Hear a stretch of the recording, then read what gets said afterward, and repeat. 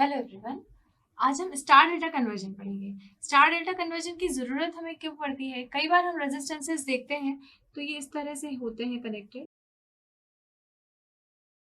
मतलब इसके आगे भी आपके कुछ रेजिस्टेंसेस हैं। इस तरह से जब आपका कनेक्शन, तो इस टाइप का कनेक्शन जो होता है आप सीरीज पैरेलल से सॉल्व नहीं कर सकते, क्योंकि यहाँ पर एक डेल्टा बन रहा है या फिर यहाँ पर एक स्टार बन रहा है, ये 1 2 3 ऐसी कुछ ब्रांचेस। तो आप इनको, इनका कॉम्बिनेशन को आर इक्विवेलेंट फाइंड आउट करने में आपको बड़ी प्रॉब्लम जाती है कि हम कैसे सॉल्व करें, ना ये सीरीज में है ना ये पैरेलल में है। तो ये कॉम्बिनेशन आपका हो जाता है स्टार डेल्टा कॉम्बिनेशन। तो स्टार डेल्टा कॉम्बिनेशन में हम क्या करेंगे, स्टार यदि आपका बन रहा है कोई, तो आप उसको क्या करेंगे, डेल्टा में कन्वर्ट कर लेंगे, तो आप सर्किट को सॉल्व कर पाएंगे। या फिर डेल्टा बन रहा है तो डेल्टा को आप क्या करेंगे, स्टार में कन्वर्ट कर देंगे और सर्किट को इजीली सॉल्व कर देंगे। वो आपको देखना पड़ेगा सिचुएशन के अकॉर्डिंग कि आपको क्या करने पर आपका सर्किट इजीली सॉल्व हो रहा है। तो इसीलिए हमको जरूरत पड़ती है स्टार डेल्टा कन्वर्जन की या स्टार डेल्टा ट्रांसफॉर्मेशन की। ठीक है, तो अभी हम इसका डेरिवेशन देखते हैं कि कैसे हम डेल्टा से स्टार की तरफ हम जाते हैं, या कोई डेल्टा हमारे पास में है तो उसको स्टार की तरह हम किस तरह से कन्वर्ट कर सकते हैं। मान लीजिए मैंने यहाँ पर सप्लाई दिया ए एंड बी पॉइंट पे, सी पॉइंट को मैंने ओपन छोड़ा। सिमिलर मैंने यहाँ किया, ये है स्टार, ए और बी पे मैंने सप्लाई दिया, सी को मैंने खाली छोड़ा। तो मैं क्या बोल सकती हूँ, यहाँ पर R A plus R B किसके इक्विवेलेंट हमें दिखाई दे रहा है, यहाँ और यहाँ के इक्विवेलेंट दिखाई दे रहा है। यहाँ यदि मैंने ए और बी में सप्लाई दी तो क्या होगा, ए और बी के बीच में सप्लाई दी और सी को ओपन छोड़ा, तो मुझे क्या दिख रहा है, ये दोनों सीरीज में दिखाई दे रहे हैं जिसके कि ये पैरेलल में है। इसको मैं बोल सकती हूँ R1 multiplied by R2 plus R3 divided by R1 plus R2 plus R3। ठीक है, यहां मैंने क्या किया, सप्लाई ए एंड बी को दिया और सी को रखा ओपन। मान लीजिए मैं सप्लाई, अब मैं क्या करती हूँ, बी और सी को सप्लाई देती हूँ, ए को ओपन छोड़ती हूँ, B and C and A open. ठीक है, सप्लाई बी और सी को दिया हमने और ए को हमने ओपन छोड़ा। यदि ए को ओपन छोड़ते हैं तो अब हमें क्या मिलेगा, यहाँ भी मैंने इनको इसको ओपन छोड़ा तो मुझे क्या मिल गया, यहाँ तो ये फ्लोटिंग है, तो R B plus R C, R B plus R C will be equal to, यहां देखेंगे ये दोनों आ गए सीरीज में, तो क्या हो जाएगा, R2 multiplied by R1 plus R3 divided by तीनों रेजिस्टेंसेस का सम। इसको मैंने बोल दिया इक्वेशन 1, इसको बोल दिया इक्वेशन 2।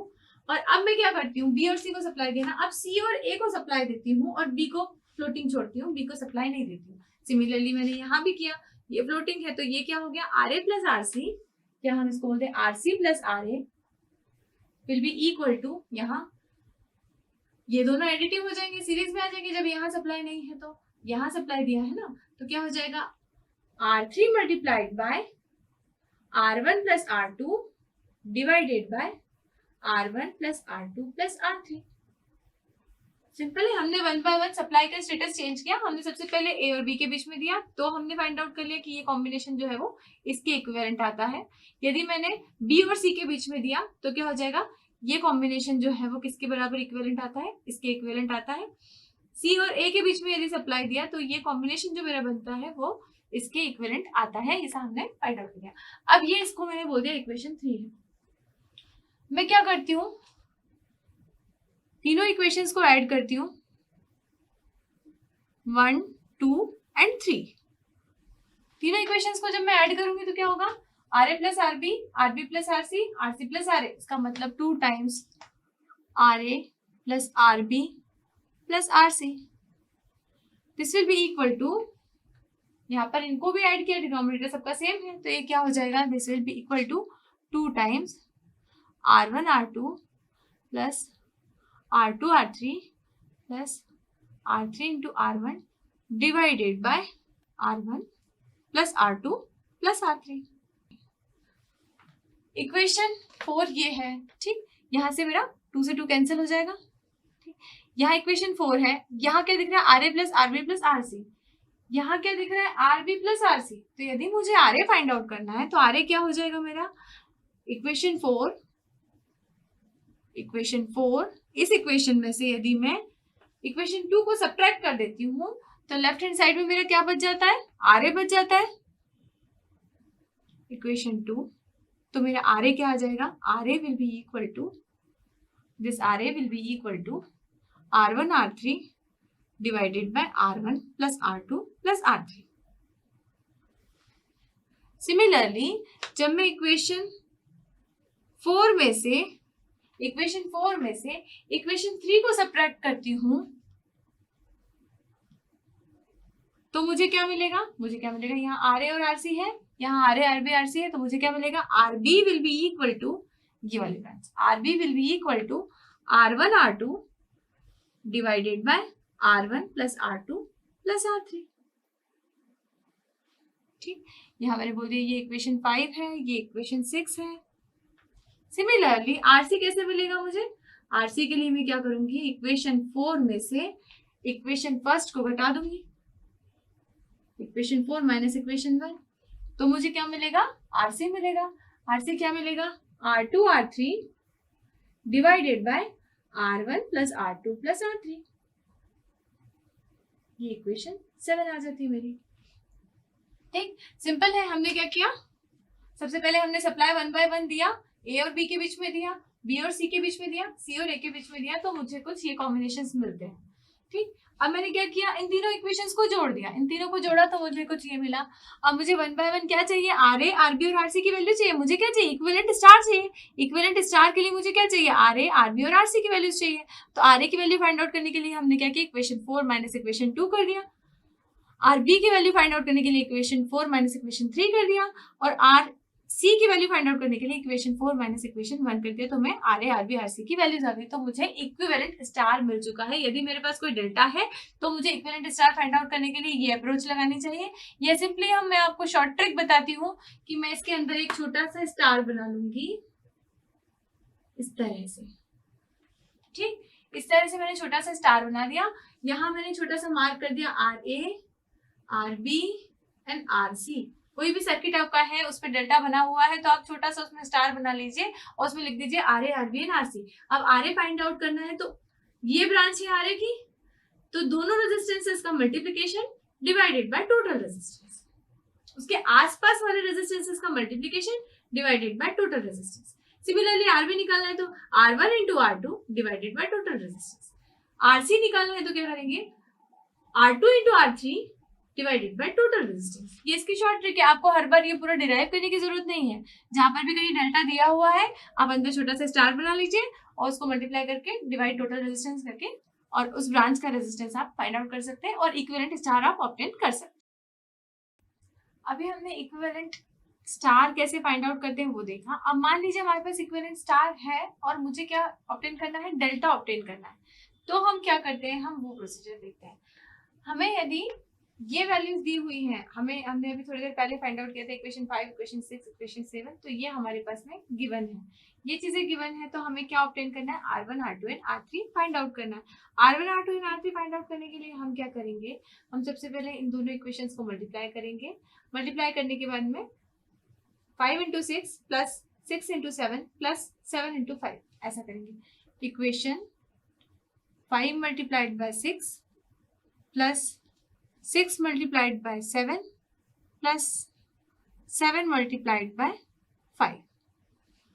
ये जब हम करते हैं तो इन equations RA into RB plus RB into RC plus RC into RA, RA RB plus RB RC plus RC into RA। जब आप इसे करते हैं और सॉल्व करते हैं तो आपको क्या मिलेगा, R1 R2 R3 multiplied by R1 plus R2 plus R3 divided by R1 plus R2 plus R3 whole square। यहाँ से ये कैंसिल हो जाएगा तो आपको क्या मिलेगा, RA RB plus RB RC plus RC RA is equal to R1 R2 R3 divided by R1 plus R2 plus R3। मान लीजिए मेरी इक्वेशन नंबर 8 है। अब मेरी इक्वेशन 8 में, इस इक्वेशन में मैं इसे डिवाइड करती हूँ तो मुझे क्या मिलेगा, equation 8 divided by equation 5। Left side में देखते हैं क्या होता है, RA RB plus R B R C plus R C R A divided by R A. यदि मैंने ये किया तो मुझे मिलता क्या है, R1 R2 R3 divided by R1 plus R2 plus R3 multiplied by ये वाला पार्ट ऊपर चला जाएगा, R1 plus R2 plus R3 divided by R1 R3। तो R1 R3 से ये R1 R3 कैंसिल हो जाएगा, यहाँ से ये कैंसिल हो जाएगा और आपको क्या मिलेगा, R2 will be equal to RA RB plus RB RC plus RC RA divided by RA। ये आपको R2 मिलेगा। सिमिलरली आपको R1 भी मिल जाएगा। R1 आप निकालेंगे तो क्या आएगा, सिमिलर अप्रोच आप लगाएंगे इक्वेशन 8 में 1 बाय 1 दूसरे इक्वेशंस को डिवाइड करेंगे। हमने 5 को डिवाइड किया, फिर आप 6 को कीजिए और 7 को कीजिए तो आपको R1 एंड R3 भी मिल जाएगा। वो क्या होगा, न्यूमरेटर आपका सेम रहेगा, डिनोमिनेटर में आपका रेजिस्टेंस चेंज हो जाएगा। ये आपको आ जाएगा R3 RA RB plus RB RC plus RC into RA divided bye RB। अगर मेरे पास में स्टार है और मुझे इक्विवेलेंट डेल्टा फॉर्म करना है तो इक्विवेलेंट डेल्टा के क्या रेजिस्टेंसेस है, R1 R2 एंड R3। तो वो हम ये अप्रोच लगा के R1 R2 एंड R3 को फाइंड आउट कर सकते हैं। अब जब हम सर्किट सॉल्व करते हैं तो हम इस तरह की अप्रोच लगाने में थोड़ा सा डिफिकल्ट हो जाता है आपको, तो इसलिए RA RB RC इस तरह से ध्यान रखने की बजाय आप क्या कीजिए, जहां कहीं भी आपके पास स्टार आ जाता है सर्किट में तो आप इस तरह से उसका डेल्टा फॉर्म कर लीजिए। ठीक, छोटा सा डेल्टा आप ऐसे डॉटेड बना लीजिए और उसमें यहाँ लिख दीजिए R1, यहाँ लिख दीजिए R2 और यहाँ लिख दीजिए R3। ठीक, इस तरह से मार्क कर दीजिए। उसके बाद क्या देखिए, आपको R1 फाइंड आउट करना है। एक शॉर्ट ट्रिक बता रही हूँ आपको, R1 यदि आपको फाइंड आउट करना है तो आप क्या करेंगे, न्यूमरेटर सबका सेम है तो न्यूमरेटर आप सबका सेम रख देंगे, RA RB plus RB RC plus ये तीन रेजिस्टेंस। आपको RA कौन सा है RB कौन सा इस तरह से ध्यान रखने की जरूरत नहीं, ये दोनों रेजिस्टेंस का मल्टीप्लिकेशन प्लस इन दोनों रेजिस्टेंस का मल्टीप्लिकेशन प्लस इन दोनों रेजिस्टेंस का मल्टीप्लिकेशन, ये आपका तीनों रेजिस्टेंसेस के लिए R1 R2 R3 सबके लिए ये न्यूमरेटर हो जाएगा आपका। ठीक है, न्यूमरेटर का क्लियर हो गया। अब डिनोमिनेटर में हम रेजिस्टेंस कौन सा रखे डिवाइड में, तो यदि मुझे ये ब्रांच का रेजिस्टेंस फाइंड आउट करना है तो डिवाइडेड बाय दिस रेजिस्टेंस। आप देख रहे हैं जब मैंने R1 फाइंड आउट किया तो डिवाइड में कौन सा रेजिस्टेंस है, RC। सिमिलरली जब मैंने R2 फाइंड आउट किया तो न्यूमरेटर तो सबका सेम है, सारे रेजिस्टेंसेस का मल्टीप्लिकेशन एंड सम वो हो गया डिवाइडेड बाय RA। तो R2 जब मैंने फाइंड आउट किया डिवाइडेड बाय RA। सिमिलरली जब मैंने R3 फाइंड आउट करना है तो न्यूमरेटर सेम रहा डिवाइडेड बाय RB। अपोजिट वाला जो रेजिस्टेंस है उसका आप डिवाइड करेंगे तो आपको इक्विवेलेंट डेल्टा जो है वो मिल जाता है।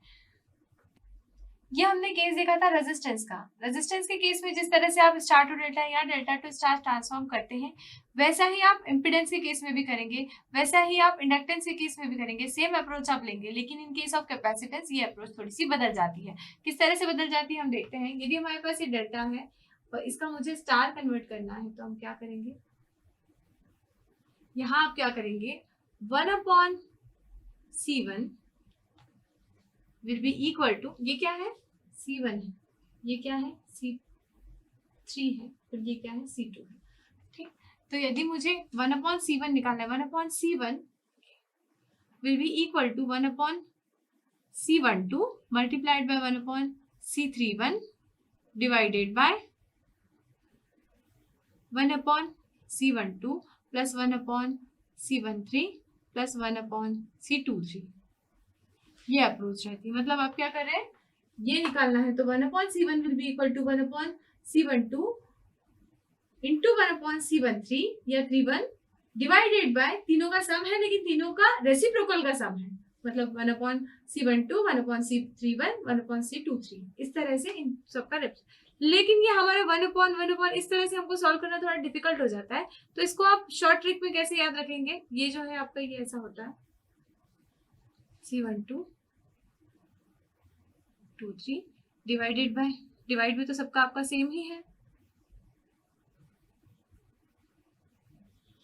1/C3 is equal to 1/C13 into 1/C23 divided by 1/C12। ये तो आपका आता है, लेकिन इसको सॉल्व करना थोड़ा सा डिफिकल्ट हो जाता है कि आप हर जगह पे रेसिप्रोकल कैसे करेंगे। आपको सीधे सीधे कैपेसिटेंसेस की वैल्यू चाहिए और दी हुई भी कैपेसिटर है, तो हर बार आप रेसिप्रोकल करके फाइंड आउट करेंगे तो आपको थोड़ा सा डिफिकल्ट हो जाता है। तो आप क्या करेंगे, यहाँ पर शॉर्ट ट्रिक क्या अप्लाई करेंगे, जैसे हम रेजिस्टेंसेस के केस में स्टार टू डेल्टा कन्वर्ट करते थे, वैसे ही कैपेसिटेंस के केस में डेल्टा टू स्टार कन्वर्ट करेंगे। कैसे करेंगे, हम इन केस ऑफ रेजिस्टेंस यहाँ क्या करते थे, हम अगर हमें रेजिस्टेंस इस ब्रांच का निकालना होता था तो हम क्या करते थे, this into this divided by तीनों का सम। और यदि हमें ये ब्रांच निकालनी होती थी, ये स्टार गिवन है और ये ब्रांच का निकालना होता था, तो हम क्या बोलते थे, न्यूमरेटर में हमारा मल्टीप्लिकेशन ये this multiplied by this plus this multiplied by this plus this multiplied by this, ये आपका न्यूमरेटर होता था स्टार टू डेल्टा के केस में। इन केस ऑफ रेजिस्टेंस और डिवाइड में क्या करते थे, अपोजिट वाली ब्रांच का जो रहता था वो आप रेजिस्टेंस को लेते थे। तो यहाँ वो अप्रोच हम डेल्टा टू स्टार कन्वर्ट करने के लिए लगाएंगे जो आपने रेजिस्टेंस में स्टार टू डेल्टा कन्वर्ट करने के लिए लगाई थी। वो कैसे हम देखते हैं, मुझे C1 फाइंड आउट करना है, तो C1 will be equal to यहाँ पर न्यूमरेटर सबका सेम रहेगा, न्यूमरेटर C1 C2 C3 तीनों के लिए सेम रहेगा। C1 will be equal to C12 into C23 plus C23 into C31 plus C31 into C12 divided by, अब डिवाइड में हम क्या करेंगे, डिवाइडेड बाय ये अपोजिट वाला, हम ये ब्रांच के लिए निकाल रहे हैं तो इस वाले कैपेसिटेंस को लेंगे C23। ये आपका हो जाएगा C1 का वैल्यू। C2 का वैल्यू निकालना है तो क्या हो जाएगा, ये इधर यदि ये C2 है आपका तो C2 will be equal to, numerator सबका सेम रहेगा C23 plus C23 C31 plus C31 C12 divided by, ये फाइंड आउट करना है इसलिए हम क्या बोलेंगे, डिवाइडेड बाय C31। C3 क्या हो जाएगा, C3 मतलब ये वाली ब्रांच यदि आपको इसका कैपेसिटेंस फाइंड आउट करना है तो क्या निकालेंगे, न्यूमरेटर सबका सेम रहेगा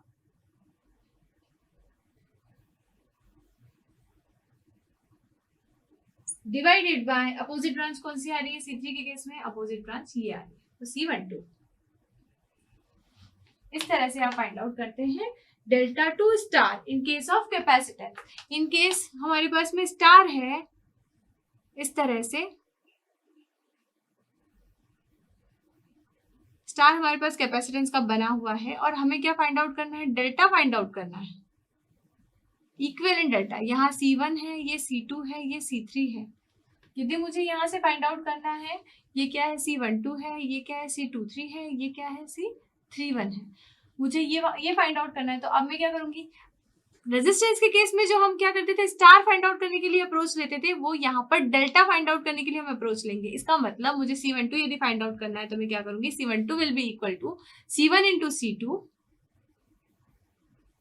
डिवाइडेड बाय तीनों कैपेसिटेंसेस का sum.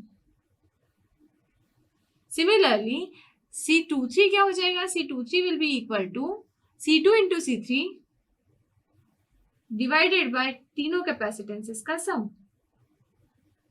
Similarly C31 will be equal to, C31 कहाँ है, ये वाला, C1 into C3 divided by C1 plus C2 plus C3। Simple है, आपको लेंदी डेरिवेशन में जाना नहीं है। आपको क्या करना है, सीधे सीधे अंदर एक स्टार बना लीजिए, यदि डेल्टा गिवन है तो स्टार गिवन है तो बाहर एक डेल्टा बना लीजिए और सॉल्व कर लीजिए। तो हमारी रेजिस्टेंस की, इम्पिडेंस की एंड रिएक्टेंस की और इंडक्टेंस की अप्रोच सेम रहेगी, लेकिन कैपेसिटेंस की अप्रोच जो रहेगी हमारी वो डिफरेंट अप्रोच रहेगी। तो इस तरह से आप कैपेसिटेंस के केस में सर्किट को सॉल्व करके और प्रोसीड कर सकते हैं।